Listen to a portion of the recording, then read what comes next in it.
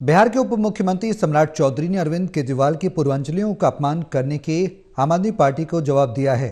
उन्होंने कहा कि ये वही केजरीवाल हैं जिन्होंने कोरोना के वक्त यूपी बिहार के लोगों को दिल्ली से चले जाने को कह दिया था।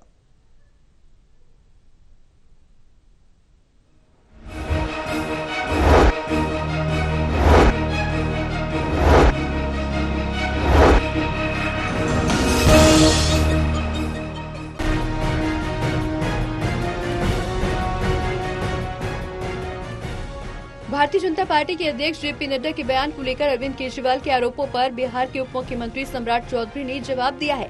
सम्राट चौधरी ने अरविंद केजरीवाल पर निशाना साधते हुए कहा कि चौधरी ने कहा कि दिल्ली के एक बड़े नेता पूर्वांचल के लोगों को कंफ्यूज कर रहे हैं। उन्होंने कहा कि पीएम मोदी के नेतृत्व में देश भी बढ़ रहा है और दिल्ली भी बढ़ रही है। उन्होंने केजरीवाल पर आरोप लगाते हुए कहा कि कोरोना के समय इन्होंने ही कहा था कि बिहार और यूपी के लोग वापस लौट जाएं। किस तरह बिहार दिल्ली से भगाने का काम किया, याद कीजिए कोरोना का समय किस तरह बिहार यूपी के लोगों को बस में ट्रेन में भर के जाना पड़ा और भगाने का काम केजरीवाल ने किया। इलाज तक नहीं करने दिया, कहा बिहार यूपी से लोग आकर इलाज कराते। एकदम स्पष्ट है केजरीवाल सिर्फ बांग्लादेशी और रोहिंग्या को बचाने के लिए ये सारा प्रोपेगेंडा कर रहे हैं। बीजेपी अध्यक्ष जेपी नड्डा के पार्लियामेंट में दिए गए बयान को लेकर लगातार केजरीवाल हमला बोल रहे हैं। उन्होंने आरोप लगाया कि बीजेपी पूर्वांचलियों को रोहिंग्या बता रही है, लगातार हमलावर है।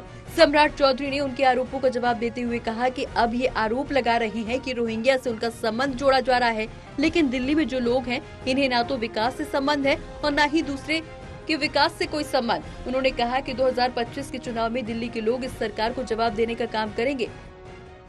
किया जा रहा है, जबकि उनको पता होना चाहिए कि हमारे राष्ट्रीय अध्यक्ष जगत प्रकाश नड्डा जी बिहार की धरती पर ही उनका जन्म हुआ, पले हुए और आगे बढ़कर पूरी तरह इस देश की राजनीति में आए, हिमाचल से का प्रतिनिधित्व करते रहे और जिस बिहार में जन्मे हों उस पूर्वांचल के लोगों के विकास के लिए, उनके सम्मान के लिए, उनकी समृद्धि के लिए लगातार जेपी नड्डा जी काम करते रहे।